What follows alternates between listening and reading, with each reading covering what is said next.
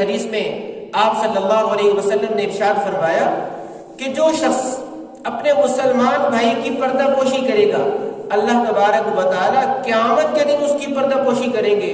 بني الإسلام على خمسة أركان في الدين صوم وصلاة وزكاة حج والشهادتين۔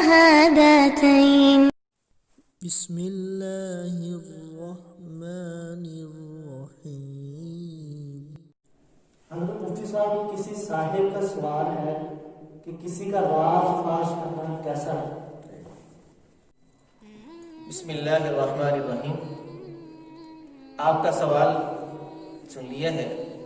اس سلسلے میں شریعت مطہرہ نے، دین اسلام نے ہمیں سب سے پہلی ہدایت تو یہ دی ہے کہ ہم جلدی سے کسی کو راز دیں ہی نہ، کسی پر جلدی سے اعتماد کیا ہی نہ جائے کہ آج ہم اپنا راز اس کے حوالے کریں، کل کو پھر ہمیں پریشانی کا سامنا ہو۔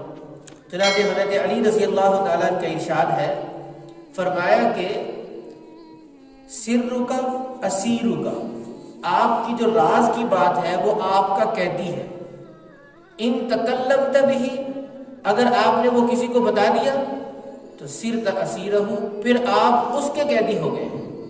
یعنی پہلے وہ آپ کا قیدی تھا، آپ اسے نہ بتاتے، اپنے دل میں رکھتے، اور جب آپ نے بتا دیا اب وہ اس کا قیدی ہو گیا۔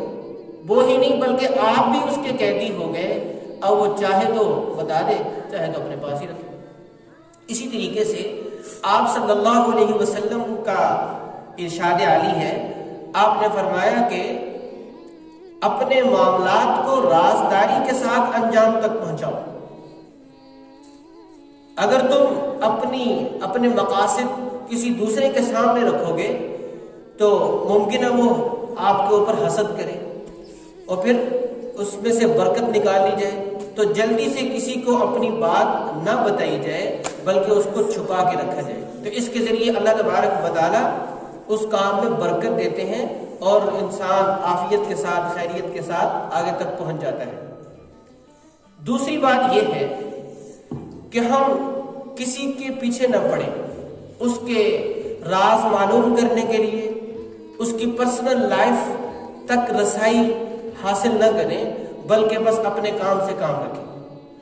چنانچہ آپ صلی اللہ علیہ وسلم نے ارشاد فرمایا کہ من استمع الی قوم وهم له کارہون او یفرون منه صب فی اذنہ العنق یوم القیامہ، کما قال، فرمایا کہ جو کسی کی خفیہ باتیں معلوم کرنے کی کوشش کرے قیامت کے دن اس کے کان میں سیسا پگھلا کے ڈالا جائے گا۔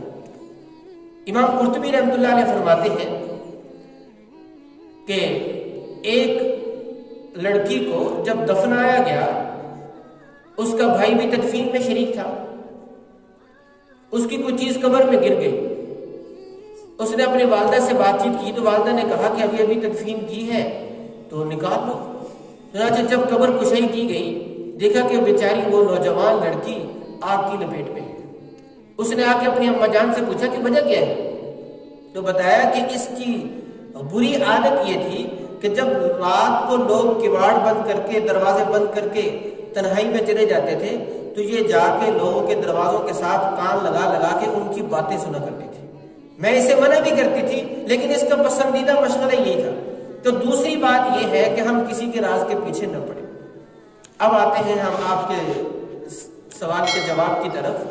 اگر آپ کے پاس پھر بھی کسی کا راز آ جائے، کسی کی خفیہ بات آ جائے جسے وہ افشا نہیں کرنا چاہتا، ظاہر نہیں کرنا چاہتا، تو پھر یاد رکھیں اس کے راز کی بات آپ کے پاس امانت ہے، یا اس کا خفیہ فعل وہ آپ کے پاس امانت ہے، آپ کے لیے قطعاً جائز نہیں ہے کہ آپ اس کا افشا کریں، آپ لوگوں کو بتاتے پھریں، بلکہ آپ صلی اللہ علیہ وسلم نے ارشاد فرمایا کہ اللہ تبارک و تعالی حیادار ہے اور اللہ تبارک و تعالی پردہ پوش ہے۔